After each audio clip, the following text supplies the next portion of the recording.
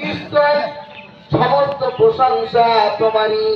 আমি না বুঝে না জেনে এই পৃথিবীর জমিনে অনেক মানুষের প্রশংসায় ব্যস্ত ছিলাম, যারা আসলে প্রশংসা পাওয়ার যোগ্য না, তাদের প্রশংসা আমি সারা দিন সকাল সন্ধ্যা ব্যস্ত ছিলাম, কিন্তু আসলে তারা প্রশংসার যোগ্য না।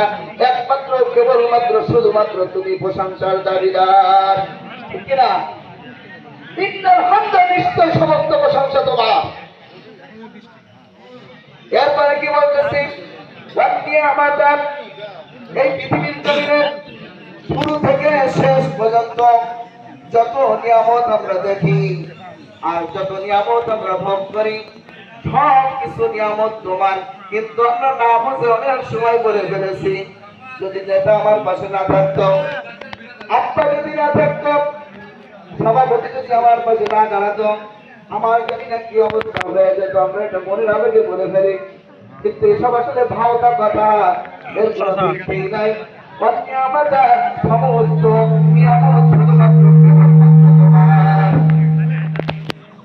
এই পৃথিবীর জমিনে নিয়ামতদার,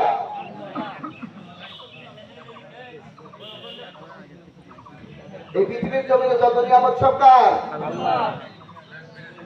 আমাদের লাকাওয়াল মুলক। আরো একটা বড় ভুল করেছি, সেই ভুলটা হলো